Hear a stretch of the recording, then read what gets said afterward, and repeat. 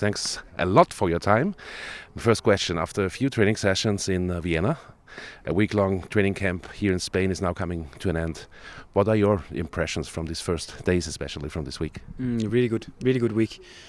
You're always a little bit careful about how fast can you go and how much can you give of information and stuff like that. But I think we've been covering a lot of the things very well. I think we've just started the last couple of days here with the defensive stuff and have had more or less a week with our offensive stuff. And there's good response from the players, and I think they're doing well. And I think there's more or less all the sessions with good quality and high intensity. Yeah.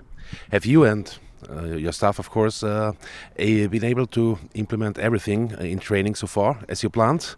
And what has been the particular focus on here in Benidorm? Yeah, no, not everything, because it takes time to do everything, and we are probably also aware that what we can do is we can get it up to probably 70-80% of what we want to do, and that's the basic thing. So that is our structure when we're in position. How do we want our movements to be, our positions to be? How do we want to create chances? That's been really important for us to get started with, and also the defensive structure. How do we do our high pressing, and what about low defending? What kind of principles do we work for and after? That's been important for us. And the small details in the game, small actions, small movement, stuff like that, that's probably for a couple of months from now. But I think the overall picture and the overall structure is there, and I think the players, they're really understanding it well. So I'm both impressed, but also probably a little bit surprised. Okay. On the schedule for the whole training camp, we saw that you hold several short meetings with players and staff every day. Yeah. What is the reason for this, and what is the goal? Yeah, because I think just if you look at research and study, there's a certain amount of meetings that you can cope with as a player. I think if you have 1 hour meetings, they forget probably the last 45 minutes of them, and then who are you really talking to then? So we try to keep it short, 15-20 minutes every day, and just to explain what is the purpose behind the training session, what is it we're training, show some clips on that so they are prepared for what's coming when they're out on the grass, and it's also easier for us to give feedback because there was a clear purpose with the training session, and we can then afterwards give them feedback on that. So it's always been the way that I do it, to keep it short but very clear, hopefully. And I think it's also just a good way to start the day, having a meeting together. And today there was a birthday and stuff like that we also have to mention. So it can also be more than just the tactical stuff. Yeah, you were recently working your last station in England, where they play all winter. There is no winter break, no winter training camp. Is a preseason like this now very unusual for you, or is it similar to Denmark? It's very similar to Denmark in many ways, because also the league structure is similar to Denmark, where there's a top 6 after half of the season, a little bit more than half of the season. So that's that structure I'm used to, and also in Denmark there's a winter training camp, which is really useful in many ways, and also a good way to start as a new coach. So you don't start with only 1 or 2 training sessions, then you have to get on with the first game. I think it's really good for me and the staff to get these 3.5 weeks before the first competitive game. So I really appreciate it. In England it's completely different. And you celebrate Christmas at a hotel and you celebrate New Year's Eve at a hotel, and it's a different experience, but also of course interesting to get to know. Now here in Benidorm we have more than 13 players, including the goalkeepers, with us. Have you really been able to get to know everyone well in such a short time? And is it even possible to give individual attention to every single player? Not as much as I want, but it's possible for me to make sure that I've had conversations and talks with everyone. Whether it's been 5, 10 or 15 minutes, it's a little bit from player to player, but it's important for me to start to get to know them, and then of course that's something that will just constantly roll through the season, where there will be talks and conversations and stuff like that. But it's important for me, with the numbers of course that we always include some young players from the academy as well, and from the second team, so they get to know the feeling of the first team. They know how we train, they know how we do things. So in the future, I think it's important for us that if we look at a new player, we should start to look at our academy first and our reserve team first, or second team first, and see if there's any interesting players there. And for me, it's been very interesting to see all of them, because they've done well, and I think some of them will train with us even more in the future. Okay. You even mentioned our today's birthday child, Martin Ndesi. He just joined the team 2-3 days ago from Africa Cup, returning. What are your first impressions of him, and what do you think the Rapid fans can expect from him in the next months?